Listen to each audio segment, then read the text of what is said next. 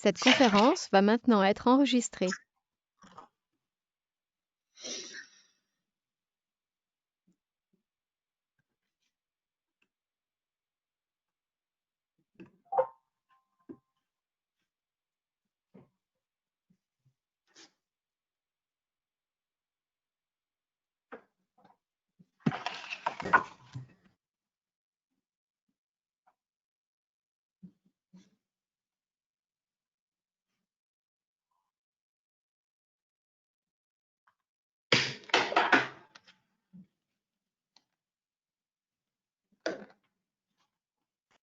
Bonjour à tous, on va commencer tranquillement, le temps de laisser aux autres le temps de se connecter. Donc merci beaucoup pour votre participation à ce webinaire co-organisé avec BWT. Merci à Michael Tourneau et Ludovic Lemieux pour leur disponibilité. Le sujet de ce webinaire sera la maîtrise des développements microbiologiques tout au long du cycle de l'eau en agroalimentaire. Je vais simplement vous rappeler quelques petites précisions pour que le webinaire se passe bien pour tous. Donc, merci de bien couper vos micros, allumer le son de votre ordinateur afin de bien pouvoir entendre la présentation. Les questions se font sur le chat, donc vous pouvez dès à présent poser vos questions et on y répondra, les experts y répondront en fin de webinaire. Pour votre information également, ce webinaire est enregistré, ce qui nous permettra de le mettre en ligne plus tard sur le site de l'ANIA. Et à l'issue de ce webinaire, on vous enverra la présentation en PDF. Voilà, merci à tous. Je laisse les experts de BWT engager ce webinaire. Bon webinaire à tous. Merci. Bonjour Léa, merci pour cette présentation. Et effectivement, avant de continuer, merci à l'ANIA pour l'organisation de ce webinaire. Alors, juste le temps de prendre la main pour le dérouler des slides. Voilà, donc je me présente, Michael Tourneau, je suis responsable marché agroalimentaire pour BWT. J'ai une expérience dans le traitement de l'eau depuis maintenant une quinzaine d'années et je suis de formation universitaire avec un diplôme en DESS en sciences de l'environnement et plutôt une casquette, une compétence équipement en comparaison avec mon collègue Ludovic Lemieux.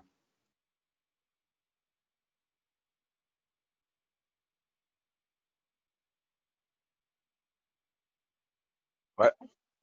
Bonjour à toutes et à tous, donc Ludovic Lemieux, BWT, traitement d'eau depuis une trentaine d'années déjà, en tant qu'utilisateur au début en industrie et ensuite dans le monde du traitement d'eau en tant que tel, maintenant responsable technique produits formulés, c'est-à-dire j'assure le lien entre l'usine, la production, les développements et les clients pour les phases d'amélioration, les phases de recherche de causes de problèmes. Et voilà, donc c'est adapter la solution à chaque client au mieux. Voilà mon boulot au quotidien.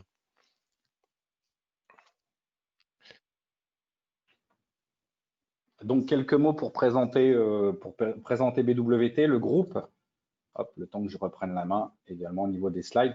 Donc, effectivement, la première chose, c'est quelle est l'identité, quelle est la signature de BWT.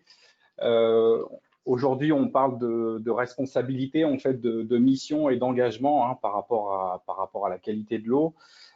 C'est vraiment une chose, une signature qui se retranscrit dans nos deux grandes entités que sont soit le bâtiment que vous avez avec ce code couleur rose, soit dans l'industrie avec ce code couleur bleu où ressortent des notions importantes que sont le développement durable, la protection de la ressource limitée qui est l'eau. Et ce que l'on souhaite aujourd'hui, c'est vraiment retranscrire ces choses-là au travers de la conception et des solutions que l'on propose, que ce soit en termes de rendement, d'empreinte environnementale et ce genre de choses. Alors BWT, c'est avant tout un groupe. On parle de groupe familial autrichien parce que notre président directeur général, M. Wassenbacher, est actionnaire majoritaire. Le siège de ce groupe est implanté en Autriche, donc une forte consonance européenne, mais une présence également mondiale. Quelques chiffres pour nous représenter sur les chiffres consolidés de 2019. C'est un chiffre d'affaires de 750 millions d'euros pour à peu près 4200 collaborateurs. Et très rapidement, c'est 6 sites de production au niveau de l'international pour 8 centres R&D. Au niveau de la France, c'est un ensemble de régions, 7 régions au total, avec 10 agences, pour mettre en avant une deuxième chose, une deuxième identité forte de BWT, c'est cette notion de service et de proximité client. Au niveau du siège, basé à Saint-Denis, c'est par contre à peu près 600 collaborateurs pour un chiffre d'affaires de 120 millions d'euros. Et comme vous le voyez là sur la carte, en réalité, en France, on a 3 centres de production, de fabrication. Donc, le premier, je viens de le dire, c'est Saint-Denis, pour tout ce qui est à peu près matériel, équipement. Le deuxième, on est sur la formulation des produits chimiques, donc une usine propre. Et enfin, un troisième site, c'est pour tout ce qui est rotomoulage. Donc, rotomoulage, ce sont les bacs à sel, par exemple. Donc, je vous parlais de cycle court à l'instant. On en a complètement l'illustration avec des centres de fabrication qui sont en France. Pour revenir sur le siège de Saint-Denis, on a également un centre R&D et même innovation associé, un laboratoire d'analyse intégré, un centre de formation et je dirais point de suspension pour l'ensemble des services, des autres services support. La présentation de BWT maintenant faite. Donc, au sommaire de ce webinaire, ce qu'on vous propose en première partie, c'est très rapidement revenir sur des généralités. Généralité sur le traitement de l'eau et sur la microbio associée. Un focus sur la réglementation, c'est important. Il faut connaître le cadre réglementaire dans lequel on peut jouer. Ensuite, on va vous parler effectivement de désinfection, de maintien de la qualité de l'eau produite, dans le sens où on va considérer les installations globalement en fonctionnement. On ne va pas parler des solutions curatives après dysfonctionnement ou après arrêt prolongé. On est vraiment dans l'esprit d'une installation dynamique qui consomme et comment pouvons-nous garantir la qualité bactérienne dans cette étape. Et une approche effectivement adaptée tout au long du cycle de l'eau. On va passer les différentes étapes de cycle de l'eau que sont par exemple l'eau potable, l'eau process et l'eau ingrédient, et enfin les eaux d'utilité et eau de rejet. Et on verra que pour ces différentes catégories d'eau, en fait, on a des attentes en termes de qualité qui sont différentes. Je vais passer la main effectivement à Ludovic pour les généralités et on enchaîne.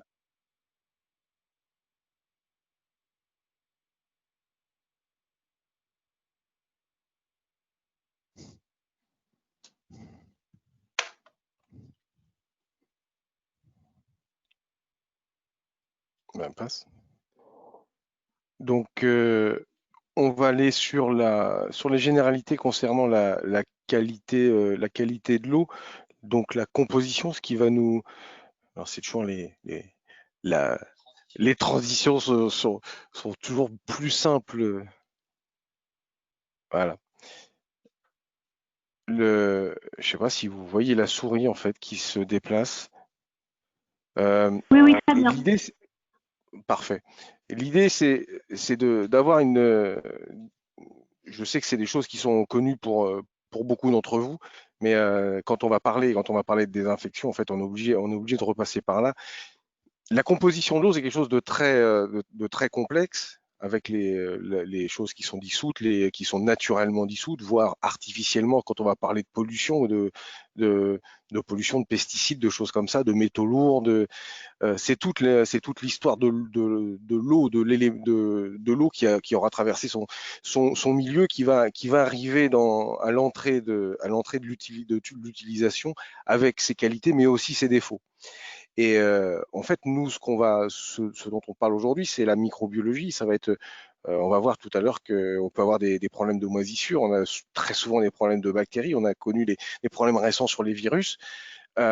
Néanmoins, tout ça, c'est lié avec la chimie organique, avec tout ce qu'il y a à l'intérieur en termes de matière organique carbonée, aussi azotée. Les paramètres physico-chimiques, pH, conductivité vont influencer grandement, on va voir notamment la chimie du chlore. En analyse des minéraux, on connaît très bien le tartre, le problème du carbonate de calcium avec la dureté, avec l'alcalinité qui est le TAC. Derrière, les sels d'acide fort type chlorure sulfate vont influencer les corrosions, et donc vont influencer aussi l'interaction avec les micro-organismes. Forcément, la température, la turbidité, bon, vont influencer aussi la vie des micro-organismes, la température étant un des facteurs prépondérants dans le développement des micro-organismes. Une petite vue sur on va dire les matières inertes qu'on connaît à peu près, et les matières vivantes en termes de dimension, de taille, et en fait avec les seuils de coupure qui vont apparaître, qui devraient apparaître, hein, voilà. Là, on est au niveau du fil traçable, hein, c'est ce que va retenir le fil traçable. On est voilà, au niveau microbiologie, on est au niveau des grosses cellules, des pluricellulaires, et aussi au niveau de ce qui est visible, on va dire. Dès qu'on va passer en dessous de 10 microns, on va faire une barrière là. On aura des limons, des argiles, des choses comme ça qui vont être très difficilement captables avec le fil traçable, comme tout ce qui est bactéries, qui est de l'ordre, qui va être autour du micron, on va dire. Ensuite, on a le seuil de coupure de la microfiltration qui va être autour de 0,1 micron, qui va commencer à aider à épurer l'eau, mais qui ne va pas être complètement on va dire épuratoire au niveau du vivant, au niveau de l'inerte. C'est l'osmose inverse, une osmose inverse vraiment très, très poussée qui va permettre d'éliminer ça. C'est pour une petite photo pour bien comprendre un petit peu les seuils de filtration. Les grandes familles de micro-organismes, bah, on en a beaucoup. Il y en a beaucoup. Moi, j'aime à rappeler qu'on est, nous humains, mammifères, on est des envahisseurs sur un environnement de micro-organismes. Les bactéries, quand on dit on veut désinfecter, on veut les supprimer, c'est quasi impossible. On le sait tous. Ce sont les habitants historiques de notre planète, ainsi que tous les autres micro-organismes.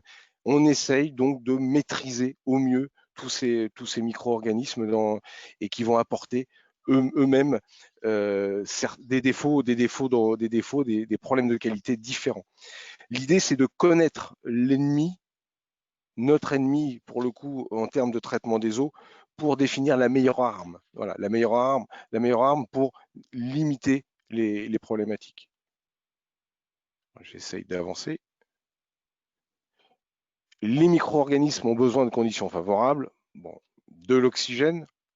En milieu aérobie, c'est l'oxygène de l'air ou l'oxygène dissous de l'eau. En absence d'oxygène, en anaérobie, c'est toujours l'oxygène, mais ça va être l'oxygène lié. Alors l'oxygène lié, en général, dans des minéraux, on pense aux sulfates, bactéries sulfato-réductrices qui posent certains problèmes dans les circuits fermés, par exemple. Il faut des nutriments, il faut de la matière organique, il faut une zone de pH qu'on situe en général entre 5 et 9, mais on sait très bien que dans des milieux avec des pH de 10, on a des problématiques de bactéries aussi, et on a des bactéries qui sont adaptées à des milieux très extrêmes. Donc, c'est des zones assez qui sont issues de la littérature, mais qui sont un peu trop restrictives. Si ça veut suivre. Voilà. Et l'important, c'est, il faut imaginer que des bactéries, des micro-organismes, ne se plaisent pas en circulation dans des milieux. C'est pour ça que on va retrouver ce qu'on va appeler des biofilms. On va faire très court sur les biofilms. Les biofilms, il y en a partout. Il est quasi impossible de les supprimer. C'est ce qui nous fait nous laver les dents le matin. C'est le biofilm qui se dépose dans notre bouche, qui est contaminé par des milliards de bactéries. C'est ce qui fait qu'un rocher est glissant dans une rivière. Tous les micro-organismes, notamment surtout les bactéries, vont avoir une tendance à s'accrocher. Donc, quand on va avoir des stagnations, on va avoir des éléments favorables au développement des micro-organismes. Et forcément, le tartre et la corrosion vont être des éléments catalyseurs de croissance. l'absence d'inhibiteurs de croissance, on va dire, si on laisse évidemment une eau sans produits qui peuvent maîtriser les croissances bactériennes, et ben, on aura de plus en plus de colonisation. La température, la lumière pour certaines entités et la température sont on l'a dit tout à l'heure, des éléments primordiaux. La température, il faut savoir que quand on est sur des bactéries aérobies, germes revivifiables classiques, le fait de passer de 10 à 20 à 30 degrés va modifier énormément les vitesses de développement. Les désordres provoqués.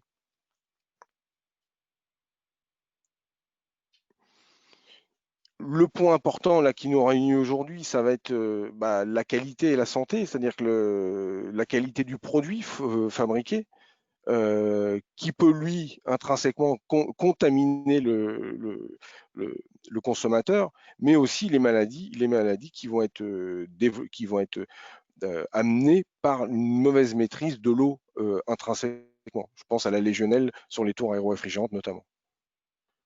Dégradation des composés actifs et de traitement d'eau. On peut imaginer des colmatages de membranes d'osmose inverse. Ça a du mal à passer les.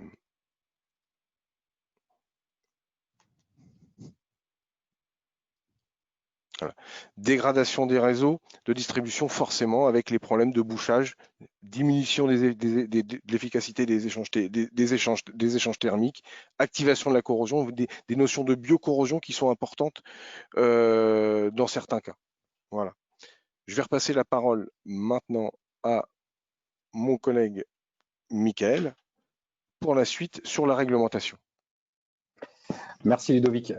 Effectivement, on enchaîne sur l'aspect réglementaire et la réglementation française, qui est tout simplement en fait une transposition de directives européennes. Donc l'idée, en fait, premier volet, c'est de voir un petit peu au niveau européen quelles ont été les bases réglementaires. Donc là, vous avez par exemple des extraits de cette directive, notamment sur la partie A. Bon, là, pour le coup, c'est assez simple et assez clair. C'est de l'absence, mais sur des bactéries qui sont connues de nous tous, je dirais, où on va forcément exiger de l'absence quand on parle de colis, d'entérocoque, ce genre de choses. J'ai envie de dire, c'est clair pour tout le monde.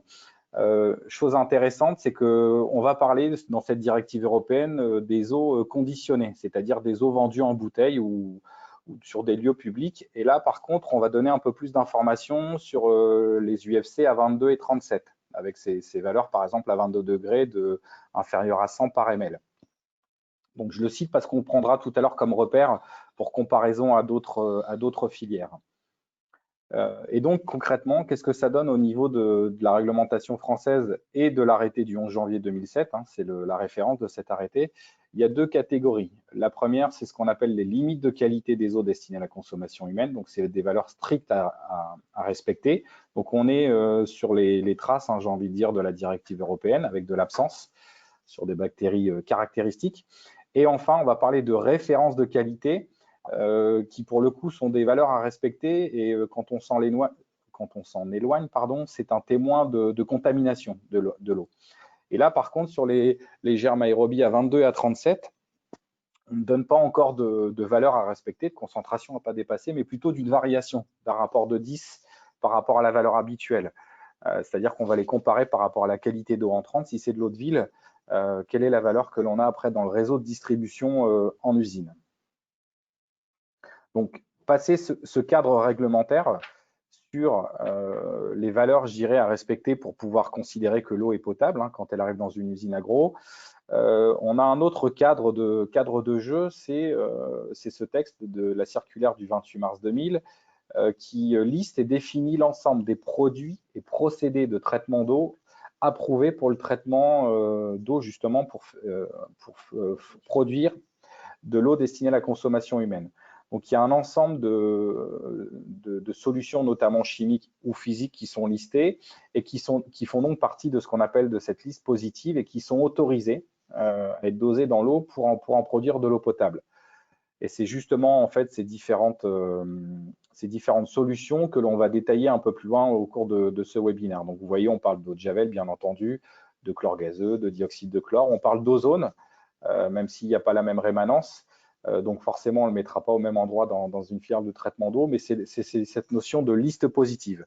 Donc, pour être totalement exhaustif, on pourrait parler aussi de peroxyde, sauf que comme l'ozone, il y a une très faible rémanence, donc ce sera plutôt pour du nettoyage. Et les chloramines, pour le coup, ne sont pas listées parce qu'elles ne sont pas autorisées en France, alors qu'elles peuvent l'être aux États-Unis, par exemple. Désinfection, maintien de la qualité de l'eau produite. On vous propose maintenant d'avancer au sein du cycle de l'eau et de regarder un petit peu quelles sont les technologies que l'on va pouvoir utiliser. Donc, première approche, il y a deux grandes familles en fait, deux grandes familles à dissocier, des solutions dites chimiques avec le chlore et l'ensemble de ces variantes que Ludovic va vous détailler un peu plus loin. Il y a ensuite l'ozone et le dioxyde de chlore qui, pour le coup, seront fabriqués sur place. Donc là, on va parler de générateurs d'ozone, c'est ce que vous avez sur la photo, de générateurs de dioxyde de chlore, parce que le dioxyde de chlore est formé à partir de précurseurs. Et à côté de cela, on a des solutions dites physiques, plutôt dans l'esprit, pas de rémanence et effet barrière. Donc là, on va parler d'ultraviolet, on va parler de microfiltration stérilisante. Ludovic l'a évoqué rapidement tout à l'heure. On va parler d'ultrafiltration où on descend dans les seuils de coupure, on peut aller jusqu'au nanomètre. Et à lister également, mais ça ne sera pas développé aujourd'hui, c'est la vapeur. La vapeur que vous retrouvez dans nombreux process agro pour pasteuriser, stériliser.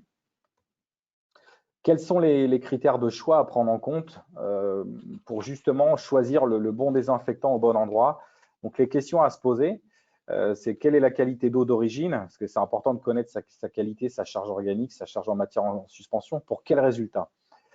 Et les critères de choix vont être notamment l'efficacité que l'on souhaite. Est-ce qu'on veut de la rémanence ou un simple effet barrière? Donc rémanence, l'idée c'est que le produit est dosé dans l'eau et vit dans le temps jusqu'au point de la distribution, de la consommation de l'eau. C'est typiquement la Javel. Quel est son lieu de mise en œuvre au sein de la filière? Quand on va parler d'eau de forage qu'il faut potabiliser, on va le mettre dès le départ. Quand on va parler peut-être de microfiltration stérilisante, ce sera plutôt au point d'utilisation. Et les sous-produits. Alors les sous-produits, c'est un vrai sujet aujourd'hui parce que notamment les solutions chimiques apportent des choses comme les chlorites, comme les chlorates. Donc on l'évoque une première fois, mais vous verrez, c'est vraiment il y a une vraie problématique par rapport à ça aujourd'hui sur l'ensemble des produits dits chimiques. La sécurité des personnes, c'est également une chose qu'il faut prendre de plus en plus en compte aujourd'hui, la manipulation des produits chimiques, et on pourrait y associer directement l'empreinte environnementale. Après, il y a des choses qui restent évidentes, bien entendu, c'est le coût d'exploitation pour arriver à cette notion globale de quelle performance industrielle je veux avoir et quel abattement bactériaux je veux avoir pour quel seuil, quelle qualité d'eau. Donc, ce fameux cycle de l'eau, on va le dissocier en fait en 4 grandes catégories. Que sont l'eau potable, l'eau de production qu'on va dissocier pour le coup en process et ingrédients, les eaux d'utilité et enfin les eaux de rejet, parce que vous le verrez, même pour ces eaux-là, en fait, on va parler de qualité microbio à respecter. Je vais repasser la main à Ludovic pour la suite.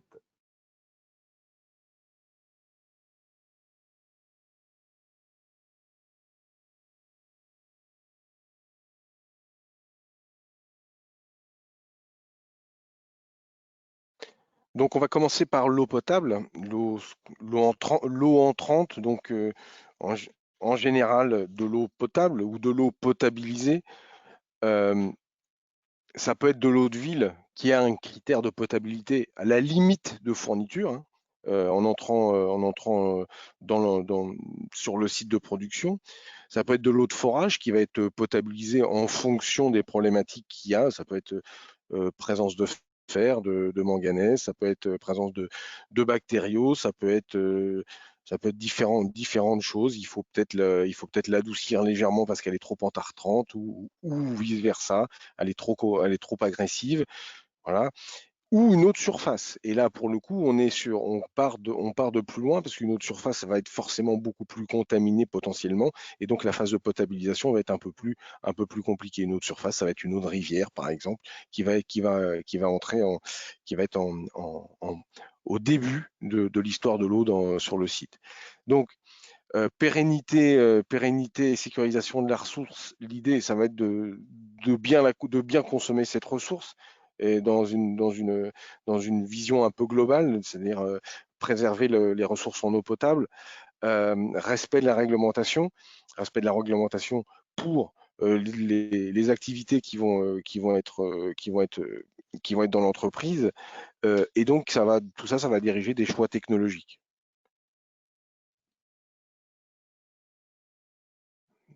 Normalement, ça devrait changer.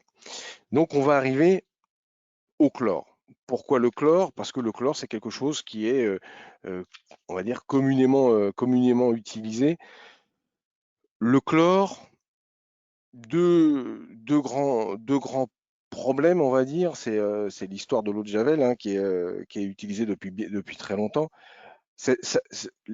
La vue la courbe de droite, c'est cette sensibilité au pH.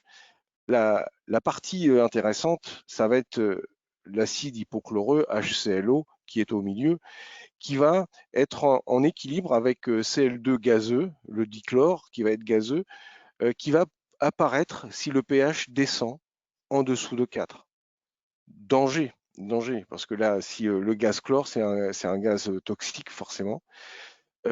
Et en montant en pH, au-delà, on voit cette apparition des pH 6, en fait, de l'équilibre entre l'acide hypochloreux et l'hypochlorite, qui est nettement moins désinfectant que la fraction acide du couple hypochloreux hypochlorite. Et on arrive à ces pH un petit peu d'utilisation en règle générale entre 7 et 9, où on est sur la pente descendante et on peut avoir un gros déséquilibre en faveur de l'ion hypochlorite qui lui est beaucoup moins désinfectant. C'est une des grosses problématiques du chlore.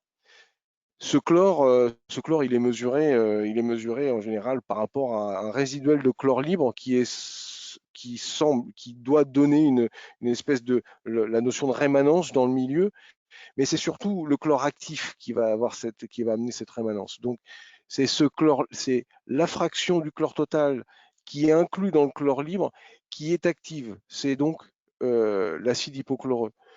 L'hypochlorite va être associé dans le chlore libre avec l'acide hypochloreux. Et après, le chlore total, la différence entre le chlore total et le chlore libre va être ce qu'on appelle le chlore combiné, les chloramines, les organochlorés, les réactions du chlore sur la matière organique.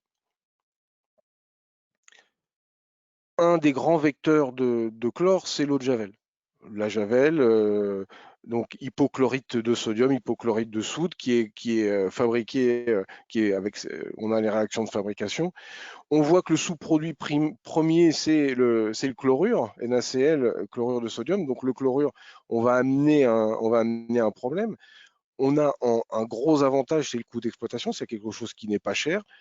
En revanche, on va avoir une dégradation très rapide, une augmentation de la teneur en chlorure, et le produit, dès qu'il est mis en container chez le fabricant, avant d'arriver chez vous, il va perdre de façon continue de la concentration, en générant des sous-produits associés, en renforçant la quantité de chlorure et en faisant apparaître des chlorates.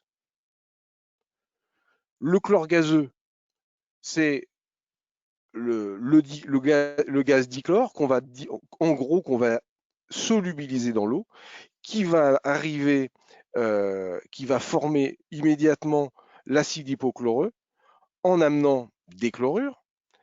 C'est toujours la liaison chlorure, en acidifiant légèrement l'eau et en se mettant ensuite par rapport au pH, par rapport à l'équilibre de l'eau, en équilibre avec son anion associé, l'hypochlorite.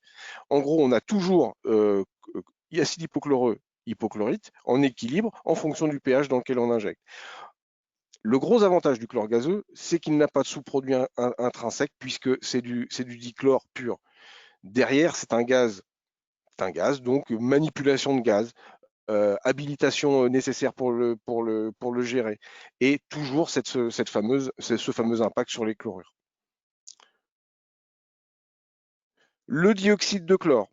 là, on n'est plus dans la chimie du chlore réellement. Le dioxyde ou bioxyde de chlore, c'est un gaz soi-même. C'est donc la réaction. Une des réactions de fabrication, c'est la réaction du chlorite de sodium sur l'acide chlorhydrique pour former le gaz ClO2, dioxyde ou bioxyde de chlore, qui va générer aussi des chlorures en sous-produits. Le gros problème de ça, c'est que cette réaction, elle est un peu, pour la forcer, en fait, pour la forcer, soit on met un petit peu plus d'acide et donc on a un impact un peu sur le pH. Sinon, le risque, c'est d'avoir du chlorite résiduel. Le chlorite avec une limite qui est dans la réglementation de l'eau potable. Donc c'est très compliqué d'avoir une eau potable sans chlorite une fois qu'on a traité au dioxyde de chlore. Il faut vraiment un matériel. Pour le coup, on arrive sur les défauts de la technologie, sur un matériel qui va nécessiter beaucoup de maintenance, une maintenance très régulière. On a un problème de sécurité avec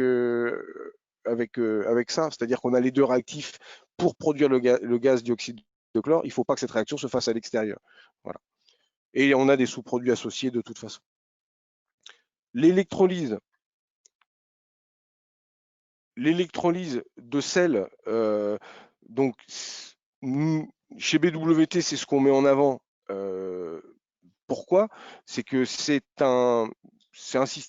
on a un matériel qui va nécessiter aussi de l'entretien, mais on a le seul danger qu'on va avoir ici, le seul danger, c'est la production d'hydrogène lors de l'électrolyse de l'eau. Cette production d'hydrogène est gérée avec évacuation vers l'extérieur. C'est un gaz très léger qui est évacué avec une fraction de production d'hydrogène. C'est un point qu'il ne faut pas oublier. Néanmoins, l'électrolyse d'une saumure donc de chlorure de sodium bien faite, c'est-à-dire avec le bon matériel, va nous amener la production d'une solution désinfectante chlorée fraîche, voilà, qui va nous amener une performance bien au-delà de l'eau de Javel par exemple, puisqu'on a quelque chose qui va pas avoir été produit quelques semaines voire quelques mois avant. Et on va supprimer les produits chimiques, les manipulations de produits chimiques. Voilà un résumé et une vue de ces machines qui produisent de 1 kg de chlore sec par jour jusqu'à 50. Il y a pas de limite quand on additionne les grosses machines. Donc, limitation des produits chimiques. On a pu, par exemple, pour le dioxyde de chlore, 2 réactifs chimiques qu'on va assembler. Là, on a du sel. On va avoir une action biocide et biodispersante. On va avoir une disponibilité immédiate. L'utilisateur d'électrolyse type EcoMX BWT va être producteur de son biocide. Voilà, il faut s'imaginer producteur du biocide au moment où on en a besoin. Pas de biocide organique au rejet des installations, ça c'est un grand avantage, c'est qu'on va avoir des stratégies de traitement qui sont sans biocide organique en règle générale, réduction de l'empreinte carbone, on ne va pas transporter de l'eau sur la route en livrant de la javel. Traitement permanent en référence à la rubrique 29-21 et gestion entièrement automatisée. En termes d'efficacité, cette efficacité elle a été démontrée.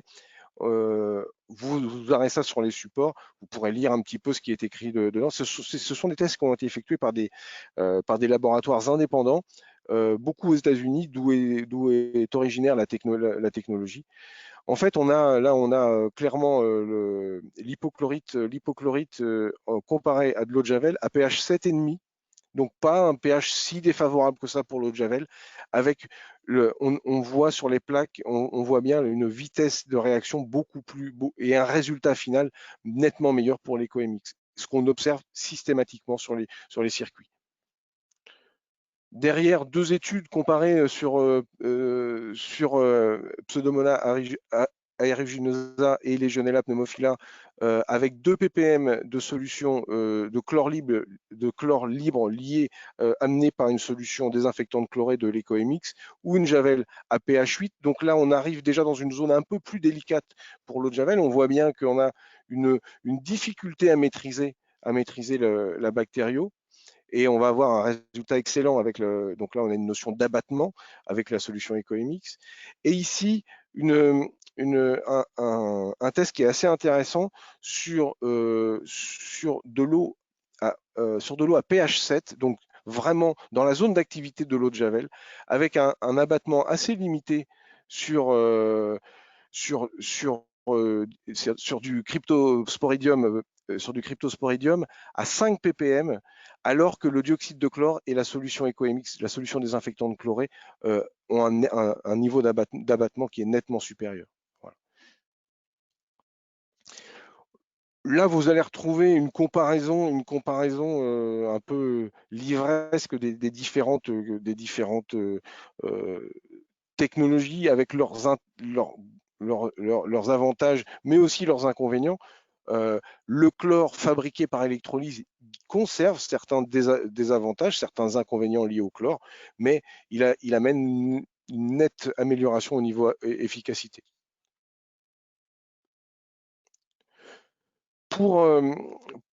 Avant de repasser la parole à Michael sur le sujet sur le cycle de l'eau, la prochaine phase du cycle de l'eau, un petit retour d'expérience assez simple en industrie fromagère, où c'était un fromager qui avait des problématiques avec des moisissures de bleu. Alors quand on veut fabriquer un fromage à pâte avec du bleu, c'est intéressant d'avoir ce type de moisissure. En revanche, quand on veut faire du fromage à raclette, c'est un peu plus embêtant. Donc, il y avait un gros problème qui générait des dosages très importants de chlore, donc des corrosions induites. C'était un cercle vicieux de traitement non adapté. En fait, la solution a été de mettre en place l'EcoMX en entrée d'usine, donc pour abattre en entrée d'usine, et sur les boucles d'eau froide et chaude, avec une régulation adaptée pour pouvoir gérer au mieux les résiduels. Pardon, c'est passé un peu vite. Les bénéfices clients, les bénéfices clients, les avantages qu'on en a tirés, ce sont conformité qualité-produit, ça c'est quand même le point numéro 1. Une injection de chlore divisée par 10 en termes de résiduels, donc des corrosions maîtrisées, et une amélioration de la sécurité des opérateurs, puisque derrière, on était plus sur de l'injection liquide avec des transferts et des réamorçages de pompe. Voilà pour cette partie un peu chlore. Je clôt la partie chlore et je rends la parole à Michael. Merci Ludovic. Donc effectivement, on enchaîne avec les eaux de production et donc cette première typologie d'eau qu'on va appeler eau de process, c'est-à-dire de l'eau potentiellement en contact avec l'ingrédient, mais qui n'est pas encore de l'eau de constitution. Au niveau des enjeux pour cette eau de process, on parle de performance industrielle, c'est-à-dire de protéger l'outil des risques encourus, parce que ça peut être de l'entartrage, de la corrosion et du biofilm, des choses qu'on a vues. Et on va dissocier des effets directs et indirects. Les effets directs, c'est éviter la réinfection. Quand on est en conserverie, par exemple, un percement de boîte, c'est directement de la réinfection. Et les effets indirects, c'est en lien direct avec cette notion de performance industrielle, c'est-à-dire notamment quand on veut recycler de l'eau, et vous le verrez dans les études de cas qu'on va vous présenter tout de suite après. Recycler de l'eau, c'est de la performance hydrique. Recycler de l'eau chaude, c'est de la performance énergétique. Donc, c'est là où il y a un intérêt parfois à travailler sur de la réutilisation d'eau, tout en maintenant, bien entendu, la qualité bactérienne de cette eau. Donc, une première étude de cas. On est sur l'industrie fruits et légumes, plus spécifiquement le lavage d'herbes aromatiques, sur une eau de ville contaminée au cryptosporidium avec un débit assez conséquent à traiter, c'est du 180 m3. La solution par rapport à cette problématique est assez simple, c'est de mettre de la microfiltration 1 micron absolu, c'est-à-dire que c'est 99,99% des bactéries qui sont retenues à ce seuil de coupure, qu'on va protéger en amont par une cartouche 10 microns, pour éviter que la 1 micron ne se colmate trop rapidement. Par contre, l'intérêt de la solution proposée, pour le coup, c'est qu'on est sur des cartouches dites gros débit et au final, pour traiter un débit de 180 m3, on a mis 3 cartouches, par exemple, en parallèle pour du 10 microns, puis 3 cartouches en parallèle pour du 1 micron. Donc, on est quand même sur des éléments qui savent filtrer des gros débits. Donc, les avantages qu'ils ont, c'est bien entendu la conformité qualité-produit, maîtrise de ses résultats bactériaux, mais également la maîtrise de ses budgets d'exploitation avec un faible coût d'invest et un faible coût de fonctionnement. Une deuxième étude de cas, on est dans l'industrie de la boisson, plus précisément une eau de source minérale, où le client en fait a souhaité récupérer ses eaux d'embouteillage d'eau ingrédients, donc pour en faire de l'eau process, que ce soit du NEP ou du lavage, ce genre de choses. La particularité, c'est qu'il fallait lui garantir une qualité d'eau microbiologique. Et là, pour le coup, c'est la solution Ozone qui a été mise en place. Donc, l'idée était de traiter sur un réseau bouclé de l'eau stockée dans des cuves de 50 mètres cubes avec quand même des débits de pointe en sous-tirage de 200 mètres cubeurs. Et la solution mise en place a donc été un générateur d'ozone de 70 grammes/heure. Alors, l'ozone, c'est vrai qu'on n'en a pas beaucoup parlé jusqu'à maintenant. On peut s'arrêter 2-3 minutes pour en présenter les grands aspects. C'est que là, notamment, on est sur un générateur d'ozone à partir d'air. Donc, le gaz ozone est produit à la pression atmosphérique. Et à côté du générateur d'ozone, en fait, vous avez un skid de dissolution d'ozone pour injecter cet ozone dans l'eau. Par contre, l'ozone a de très nombreux avantages. C'est que l'action est très rapide et c'est vraiment le super désinfectant. Les bénéfices clients, c'est bien entendu la maîtrise de la qualité bactériologique pour une réutilisation de son eau. Et le fait de recycler, c'est évidemment une optimisation de son cycle de l'eau global en usine. On a parlé d'eau de process. L'autre qualité d'eau importante en eau de production, c'est l'eau ingrédient. Donc, on est vraiment sur l'eau de constitution, l'eau de recette, voire même vaporisée, parce qu'on parle aussi de vapeur alimentaire aujourd'hui. Et on va comparer un peu différentes filières entre elles pour cette notion d'eau ingrédient. Les eaux de boisson, par exemple, pour tout ce qui est soft, ce qu'on va nous demander, nous, en tant que traiteur d'eau, c'est de distribuer une eau exempte de chlore. Donc, par contre, il faudra bien entendu garantir la bactério.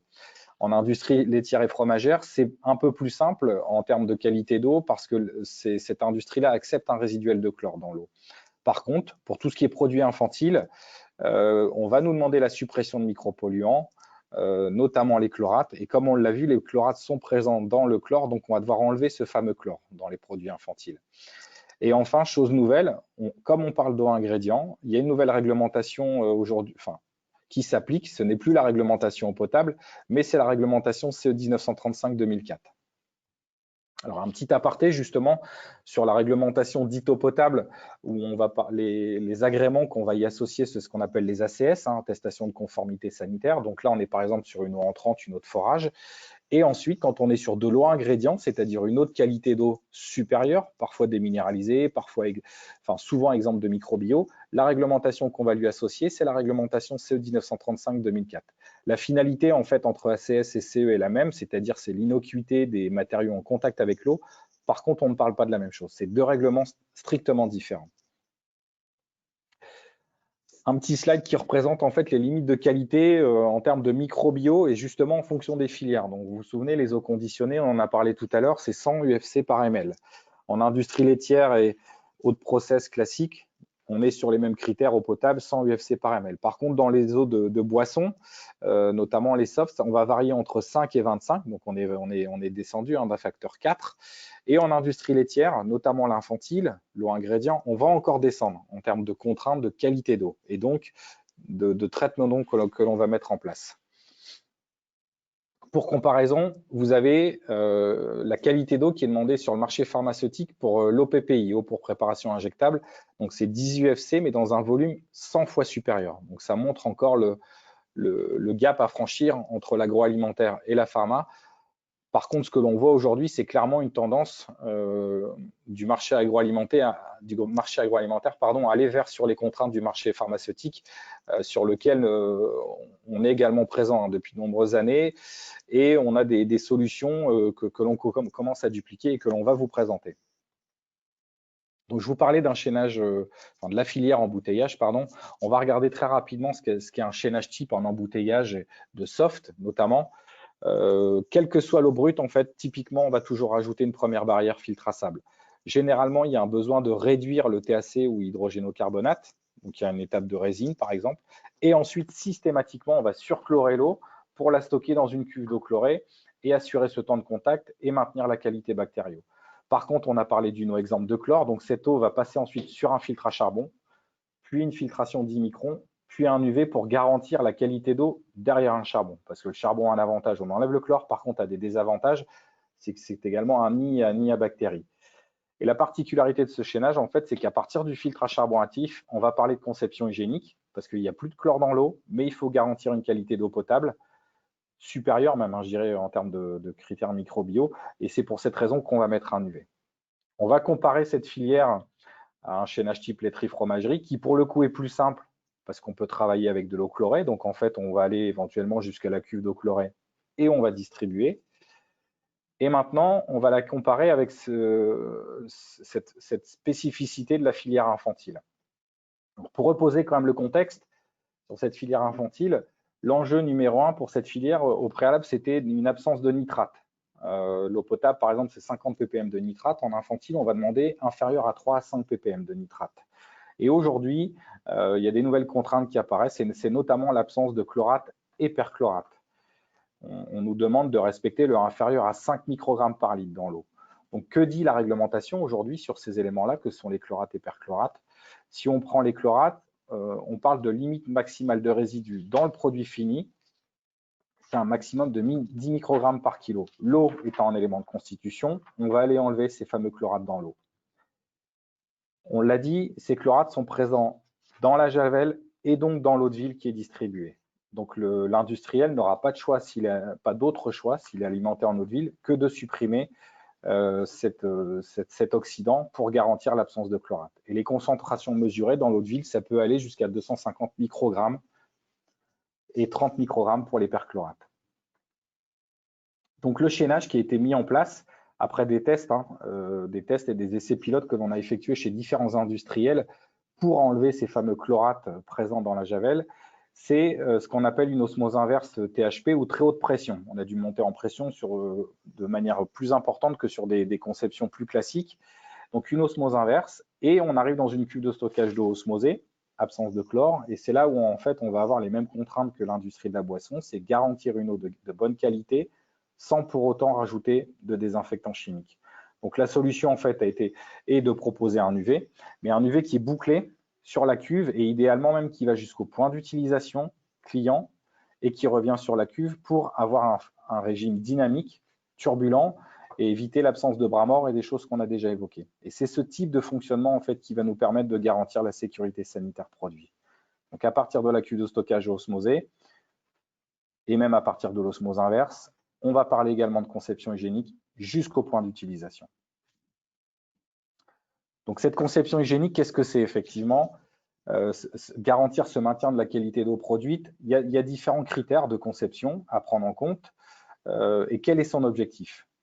C'est empêcher l'adhésion des micro-organismes, c'est réduire leur prolifération et faciliter le nettoyage. J'ai mis pour exemple en fait le logo de l'association EHEDG qui émet des guides de conception et qui donne donc des critères et des guidelines de bonnes pratiques par rapport à ces fameuses notions de conception hygiénique.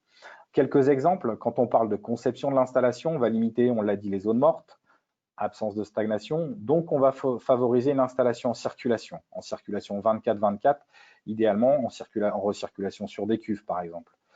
On va parler ensuite de conception des équipements. Là, vous avez la certification 3A, c'est une norme américaine qui garantit également la qualité sanitaire des équipements en termes de vidangeabilité et nettoyabilité.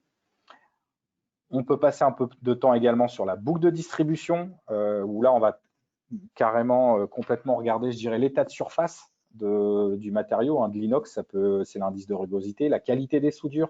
On va demander une passivation systématique de la tuyauterie et on va imposer un régime turbulent, c'est-à-dire une vitesse de circulation. Et je viens de vous le dire, il y a cette notion de matériaux spécifiques. C'est forcément l'inox qui sera utilisé dans ces notions de conception hygiénique des installations. Je repasse la main à Ludovic pour l'aspect eau d'utilité.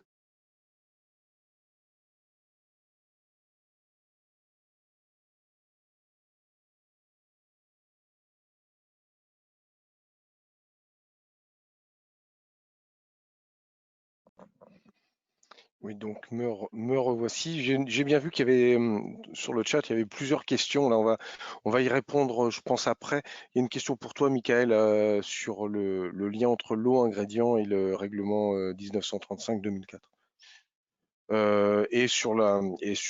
Pour revenir sur l'électrolyse, et je propose qu'on le fasse à la fin. Pour ça, il faudra que tu me ressortes le slide que tu avais masqué d'ailleurs. Les eaux d'utilité, donc on n'est plus dans la prod, mais on est à côté de la prod, on est à côté du produit fini, on est ça va être l'eau de chaufferie peut nous ennuyer de ce côté-là, mais les circuits fermés, oui, les circuits fermés froid chaud peuvent nous ennuyer côté microbio, et surtout forcément le risque légionnel à maîtriser sur les tours aéro-réfrigérantes qui peuvent avoir un impact très négatif en termes de communication, mais aussi de fonctionnement d'usine.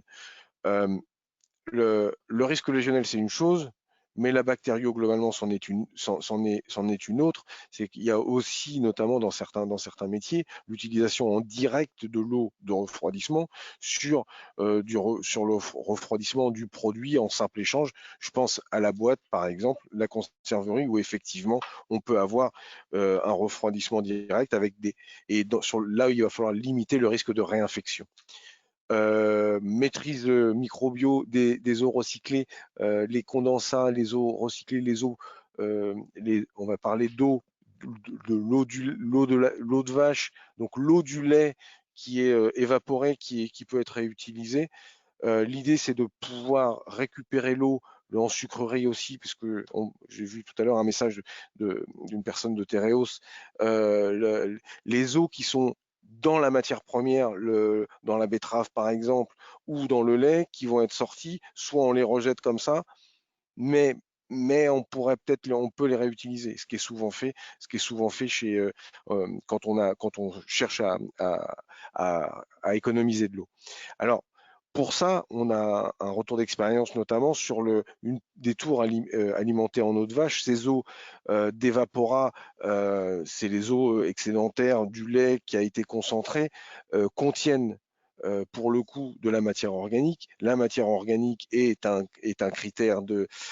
facteur de développement microbio. Donc derrière, on a des risques qui apparaissent. Pour ça, c'est soit on utilise des méthodes normales, ou alors on met en place l'électrolyse de sel, l'écoMX, qui, de par ses capacités biocides, désinfectantes élevées et biodispersantes, permet de maîtriser le risque légionnel et va maîtriser aussi le risque d'encrassement. Sur ce retour d'expérience, en fait, on avait une tour non maîtrisée au niveau microbio. Et l'idée, ça a été de mettre en place un générateur en amont et en aval de la cuve. Donc, on traite la cuve de stockage en amont, avec un bouclage, et l'eau entrante dans la tour de façon régulée sur les deux parties, avec une satisfaction client. Je repasse. Là, on va repasser sur la réutilisation. Je vais passer la main à Michael et on va reboucler avec du coup, parce qu'on parlait d'utilisation tout à l'heure. Bon, j'ai du mal à basculer les slides. Je repasse la parole à Michael. Effectivement, c'est la dernière étape du cycle. Là, on est sur les eaux de rejet. J'ai volontairement précisé le terme réut parce que c'est un terme français qui commence à apparaître. En fait, réut, ça veut dire réutilisation des eaux usées traitées. Parce qu'il y a beaucoup de demandes aujourd'hui en fait en agroalimentaire pour valoriser un certain nombre d'eaux aujourd'hui qui partent directement en rejet. Et dans cette réutilisation d'eau, il y a forcément des critères qualitatifs et microbio à prendre en compte. Donc les enjeux, on est tous d'accord, hein, c'est bien entendu la raréfaction de la ressource, parfois même des contraintes locales avec l'ARS qui fixe des limitations en termes de volume ou de qualité. Et donc bien entendu, une réglementation qui se renforce. Donc, un exemple concret de solutions industrielles proposées et mises en place pour valoriser des eaux, notamment issues de steppes.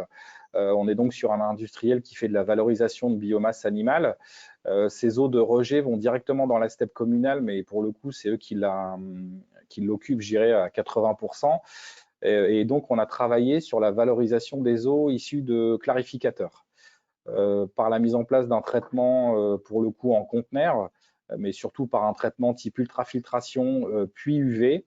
Ça nous a permis en fait de valoriser ces eaux au niveau du site pour des applications secondaires En termes de qualité d'eau, l'engagement était notamment un abattement de 9 logs au total par rapport à la bactério entrante.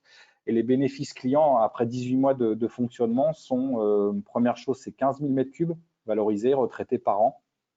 Un impact environnemental réduit parce qu'on recycle de l'eau de steppe, donc on puise moins au niveau du réseau. Un volume de rejet conforme, parce qu'il y avait une problématique aussi de mise en conformité. Ce qui est intéressant en fait sur ces projets reuse, c'est qu'aujourd'hui l'agence de l'eau accompagne et subventionne, que ce soit pour des études pilotes, de la cartographie site et donc des projets industriels. Et donc, comme je viens de vous le dire, une qualité d'eau recyclée de qualité baignade. Parce que c'est le critère qu'on a réussi à mettre en place en fait pour valoriser cette eau sur des applications en fait, comme je viens de le dire, secondaires et non pas type ou ingrédient, où là pour le coup aujourd'hui, à ce jour, c'est plus compliqué. Donc on en a fini en fait avec ce parcours du cycle de l'eau. En conclusion, quels sont les grands messages à garder? Le premier, c'est une obligation de prendre en compte en fait la sécurité des personnes et l'empreinte environnementale. On travaille aujourd'hui, et notamment Ludovic, sur des technologies alternatives au niveau des tours aéroréfrigérantes qui sont par exemple le traitement UV, des produits biodispersants, il va y revenir. La deuxième chose, c'est que là où le chlore s'impose, l'EcoMX est une solution. C'est un message que l'on souhaitait faire passer aujourd'hui pour ces différents avantages. Et enfin, la troisième, quand on parle d'ingrédients, il y a effectivement des technologies à mettre en œuvre, une succession d'étapes de traitement d'eau, mais le plus important pour l'industriel, c'est cette notion de garantie au point d'utilisation.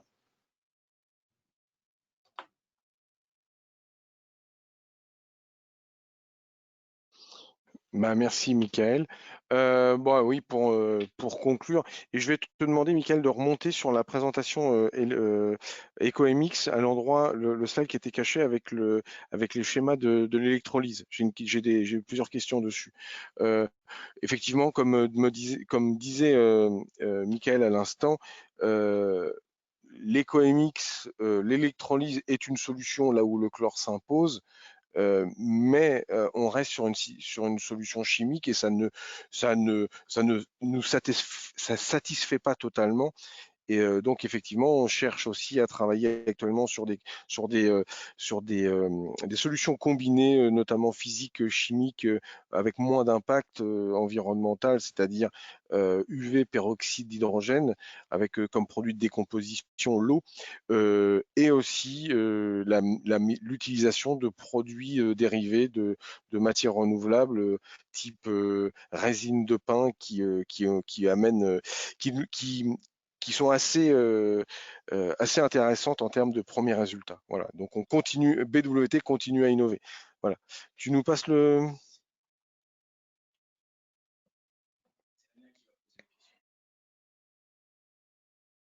Ok, ouais, effectivement, le slide, vous m'excuserez, mais c'est compliqué là pour vous le présenter. Donc, je vous propose maintenant de passer à la session des questions. Donc, c'est l'équipe de l'ANIA qui va nous les soumettre et on va y répondre. D'accord, merci beaucoup. Donc, il y avait une première question auquel vous venez de répondre sur l'électrolyse. Ensuite, je vois dans le chat une question donc, de Nicole Mangel. Qu'est-ce que la 3A? Alors, la 3A, en fait, c'est une certification américaine, notamment au niveau des équipements qui garantit en fait que la conception est bien sanitaire. Donc, c'est américain, c'est pas européen, mais c'est reconnu, c'est dans la lignée de la FDA, par exemple, pour reconnaître une conception hygiénique et sanitaire d'un matériel. Très bien. Donc déjà, à tous, n'hésitez pas à poser vos questions sur le chat. Alors, une eau recyclée peut être utilisée comme eau ingrédient. Alors, effectivement, je suis passé rapidement sur ce point-là, mais aujourd'hui, en agroalimentaire, d'un point de vue global et général, la réponse est non. Après, d'un point de vue local, avec un travail un travail de collaboration collaboratif et proche avec l'ARS, sur certains sites, on se rend compte qu'il y a des dérogations qui sont accordées pour certaines applications. Mais le cadre réglementaire aujourd'hui, c'est plutôt non. Et après, c'est en local en fonction du stress hydrique du site. Et après, discussion avec l'ARS. Merci beaucoup. J'avais donc une question aussi de Chloé Damour de l'ICIPA. Je ne comprends pas le lien entre eau ingrédient et le règle 1935-2004 objet et matériaux au contact de denrées alimentaires, sachant que cette règle ne s'applique pas aux installations fixes, publiques, privées, servant à la distribution d'eau. Merci. Ben, en fait, l'idée, c'est que quand on parle d'eau potable, la réglementation qui s'associe, c'est l'ACS. Donc, c'est le même principe, c'est l'innocuité des matériaux en contact avec l'eau. Et quand on parle d'eau ingrédient, on va parfois produire de l'eau déminéralisée par osmose inverse, par exemple. Donc, on va sortir des critères de l'eau potable. Donc, on ne pourra plus mettre en avant un certificat type ACS. Donc, de fait, la réglementation qui s'associe pour les matériaux en contact avec l'eau, pour toujours en garantir l'innocuité, c'est la réglementation CE 1935-2004. Et c'est vrai que nous, c'est ce qu'on propose aujourd'hui. En fait, c'est dans les équipements de traitement d'eau où on va produire de l'eau ingrédient, au sens strict du terme, de l'eau déminéralisée, par exemple. On n'est plus dans les critères de l'eau potable et donc on va se rattacher à la réglementation plutôt eau ingrédient. D'accord, très bien. Il y avait aussi une dernière question. Donc, quelle est la qualité exigée pour une eau ingrédient? Bah, là, justement, c'est là où c'est un petit peu plus complexe. C'est vraiment typique des filières, parce que dans certaines filières, comme en conserverie, Ludovic en a parlé un petit peu, on va parler d'eau ingrédient, mais au final, on ne fait rien de plus que… Enfin, on ne modifie pas la qualité d'eau entrante, donc on ne la modifie pas hein, par rapport à une qualité d'eau de ville, par exemple. En eau de boisson, j'ai parlé d'abaissement du TAC. En industrie laitière infantile, ça va être sur les nitrates. Donc après, c'est vraiment spécifique par filière. Toute la filière bio, par exemple, hein, qui se développe aujourd'hui, ça va être forcément l'absence de micropolluants, de sous-produits, l'absence d'utilisation de produits chimiques. Donc c'est vraiment, c'est presque du cas par cas parce que même au sein des filières, certains groupes ont leurs exigences. C'est vrai que j'en ai pas parlé, mais sur de l'eau de process, par exemple, il y a un grand groupe laitier qui impose une filtration stérilisante. Et c'est vraiment une recommandation groupe. Hein. C'est pas du tout un cadre réglementaire. Très bien. Et ensuite, alors il y avait une question. Eau ingrédient est égal à ACS plus règlement 1935. J'ai pas bien entendu, pardon. Oui, alors il y a marqué, donc dans le chat, il y a marqué eau ingrédient est égal à ACS plus règlement 1935, point d'interrogation. En fait, l'idée, c'est que sur une filière de traitement d'eau, l'eau entrante, on va être effectivement sur la réglementation ACS. Et si on ne modifie pas la qualité de l'eau d'un point de vue physico-chimique notamment, on peut rester sur cette réglementation. Par contre, si on modifie sa qualité d'eau par une technique membranaire ou échange d'ions et autres, c'est à ce moment-là qu'on va basculer sur la réglementation CE 1935. D'accord, très bien. Alors, il reste donc deux questions. Je vais vous les poser du coup, Mickaël, et puis après, je vous propose de clôturer ce webinaire. Donc, une question de Fatima. Bonjour, y a-t-il des exigences sur l'eau ingrédient pour la fabrication du pain? Au niveau de la panification, alors d'un point de vue physico-chimique, j'en ai pas en tête, si ce n'est peut-être être vigilant sur la dureté pour éviter l'entartrage de buse ou ce genre de choses. Et après, d'un point de vue microbio, j'ai pas à ma connaissance de contraintes supplémentaires par rapport à l'eau de ville ou ce genre de choses. Donc, très bien. Et la dernière question. Pardon. Allez-y. Et la dernière question, voilà, c'est alors, la désinfection UV s'applique à des eaux de forage, point d'interrogation. Alors, cette question, elle est intéressante parce que ça nous permet de revenir sur la technologie UV. On ne l'a pas trop présentée pour le coup, mais l'idée, c'est de dire l'UV, c'est pertinent au plus on avance au sein du cycle de l'eau dans l'usine et au plus l'eau est de bonne qualité, parce que la performance d'un UV est directement liée à ce qu'on appelle sa transmittance ou transparence. Donc, il faut qu'elle soit filtrée en amont. Ça, c'est la première chose. Donc, c'est pour cette raison qu'on évitera éventuellement de la mettre en tête d'usine sur une eau de forage parce qu'il faut souvent la pré-traiter, il faut la filtrer. C'est la première chose. Et la deuxième, c'est que l'UV n'a pas de rémanence. Donc, c'est pour cette deuxième raison qu'il faut plutôt le mettre au point d'utilisation parce que ça va assurer un abattement microbiologique. Mais si vous mettez un UV en tête d'usine et puis après vous avez 100 mètres de tuyau, on peut avoir de la rétrocontamination derrière. Très bien. Bah, écoutez, merci à tous, merci Ludovic et merci Mickaël. Merci également du coup aux participants. On va vous faire parvenir donc la présentation par email avec un petit questionnaire de satisfaction. Merci beaucoup. Merci. Au revoir. Merci, très bonne journée.